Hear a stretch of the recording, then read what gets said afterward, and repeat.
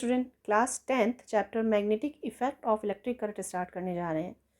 ये चैप्टर हमारा करंट और मैग्नेट यानी कि मैग्नेटिज्म जो प्रोड्यूस होगा उस पर बेस्ड है। तो स्टार्ट करते हैं अपना चैप्टर। सबसे पहले हम बात करते हैं मैग्नेट की। A magnet is an object which attract pieces of iron, steel, निकल एंड कोबाल्ट। मैग्नेट एक वो मटेरियल है या एक वो ऑब्जेक्ट है जो आयरन पीसेस, स्टील पीसेस को अपनी तरफ अट्रैक्ट करेगा। अगर मैग्नेट में नॉर्थ और साउथ दो मैग्नेट हैं हमारे पास, नॉर्थ नॉर्थ और साउथ साउथ पोल हैं, तो ये एक दूसरे को रिपेल करेंगी यानी कि दूर हटेंगी। अगर यही पोल नॉर्थ साउथ और साउथ नॉर्थ है तो ये अट्रैक्ट हो जाएंगी। क्यों? क्योंकि ये लाइक और अनलाइक पोल की वजह से। सेकेंड आता है magnetic effect of electric current.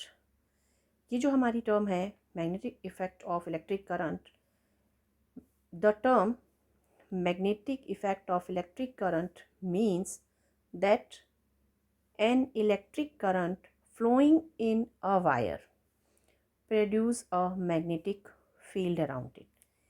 एक वायर के अंदर जब हम करंट पास करेंगे तो उसके चारों तरफ मैग्नेटिज्म प्रोड्यूस हो जाएगा, यानी कि वो उसका जो बिहेव है लाइक ए मैग्नेट, यानी कि वो pieces of iron, steel etcetera को अपनी तरफ अट्रैक्ट करना शुरू करेगी।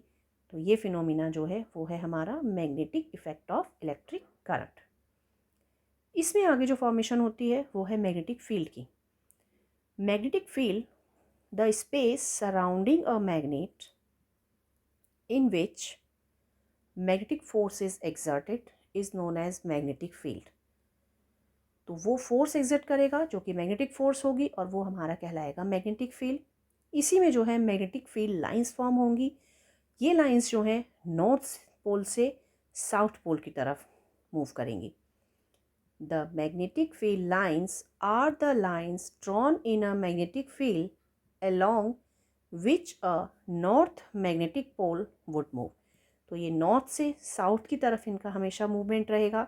मैग्नेटिक फील्ड लाइन कॉर्नर्स पर जो है स्ट्रॉन्गेस्ट रहती हैं दोनों पोल्स पर, और नॉर्थ से साउथ की तरफ इनका मूवमेंट है, जबकि जो ये सेंटर से पास होंगी वो स्ट्रेट जो मैग्नेटिक फील्ड लाइंस होंगी ये हमारी साउथ टू नॉर्थ इनका मूवमेंट होगा।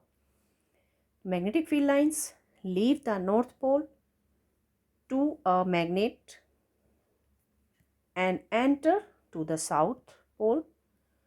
Second, the strength of the magnetic field is indicate by the degree of closeness of the field lines.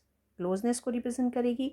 साथ में जहाँ पर लाइन क्लोजेस्ट है वहाँ पर जो मैग्नेटिज्म है या मैग्नेटिक फील्ड लाइन है वो स्ट्रॉन्ग रहेंगी। Where the field lines are closest together the magnetic field is strongest, यानी कि यहाँ पर मैग्नेटिज्म जो है काफ़ी हाई होगा और यानी कि अट्रैक्शन आर्टिकल्स का काफ़ी फास्टर होगा। नेक्स्ट टॉपिक इसमें हमारा आता है प्रॉपर्टीज़। बहुत इंपॉर्टेंट है प्रॉपर्टीज़ हमारे बोर्ड पॉइंट ऑफ व्यू से। ये प्रॉपर्टीज़ हमें लिखने के लिए आ सकती हैं। 3 प्रॉपर्टीज़ हैं हमारी। First property, the magnetic field lines originate from the north pole of a magnet and at its south pole. Second, magnetic field lines do not intersect each other. ये लाइंस एक दूसरे को कहीं पर भी कट नहीं करेंगी। Third, the magnetic field lines comes closer to one another near the poles of a magnet, but they are widely separated at the other place।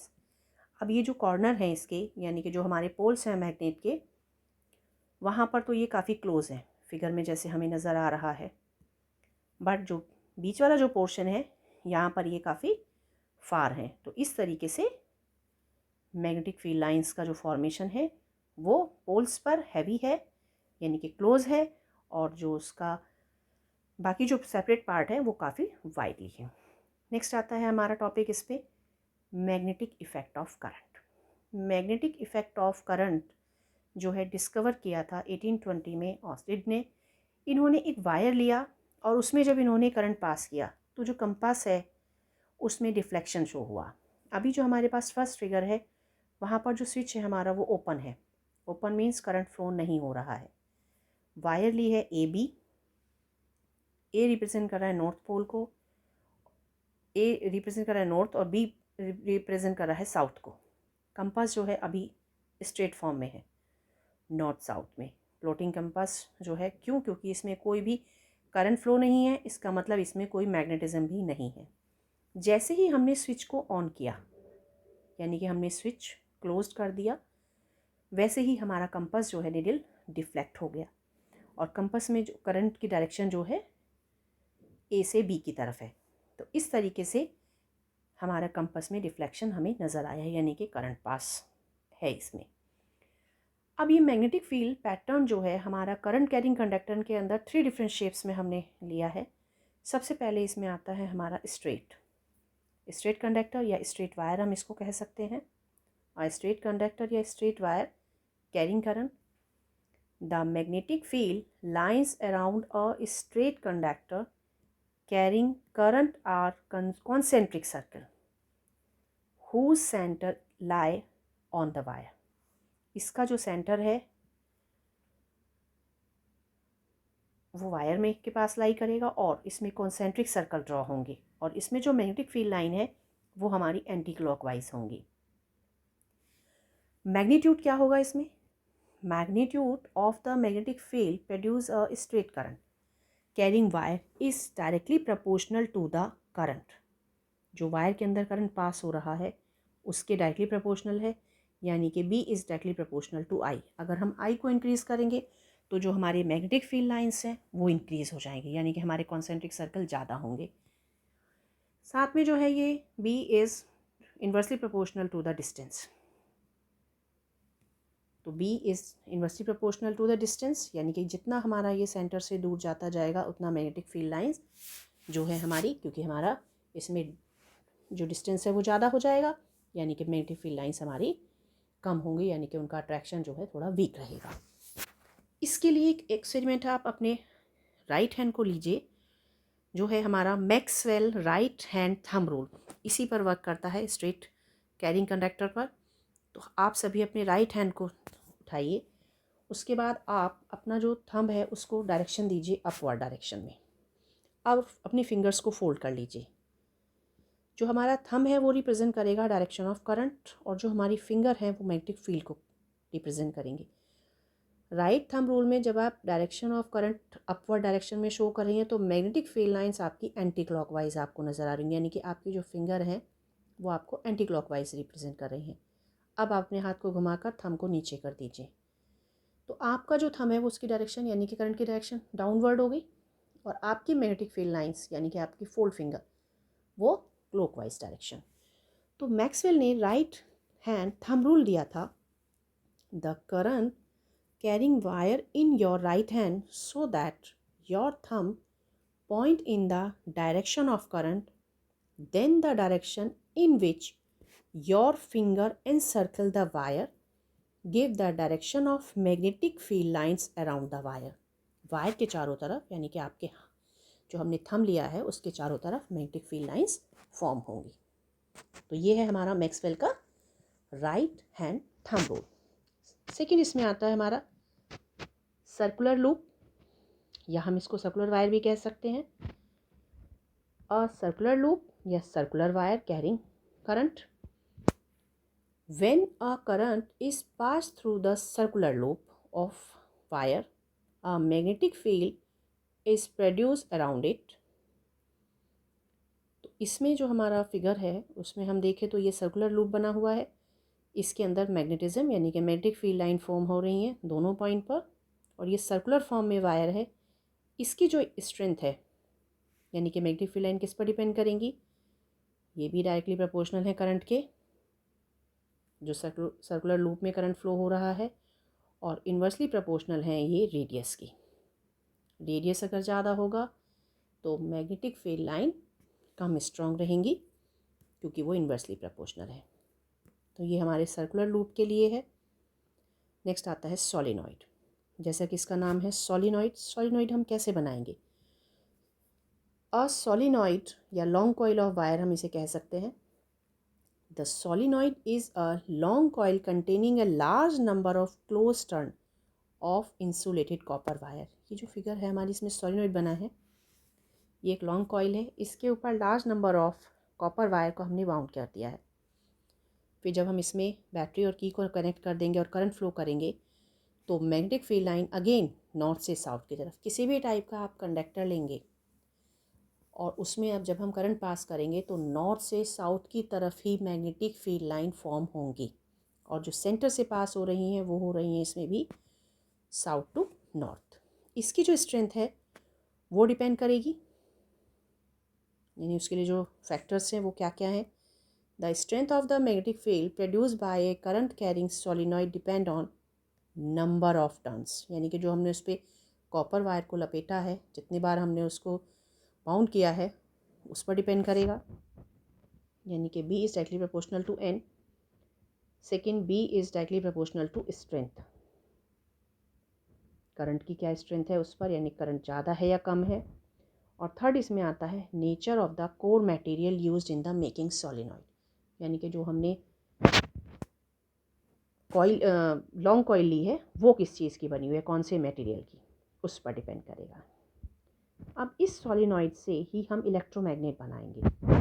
Electromagnet जो है हमारा वर्क करता है मैग्नेटिक इफ़ेक्ट ऑफ करंट पर। Electromagnet भी बिल्कुल इसी तरीके से है जैसा कि हमारा सोलिनॉइड है, इलेक्ट्रोमैग्नेट भी वही है। An electromagnet is a magnet consisting of a long coil of insulated copper wire wrapped around a soft iron core that is magnetized only when current is passed through the coil।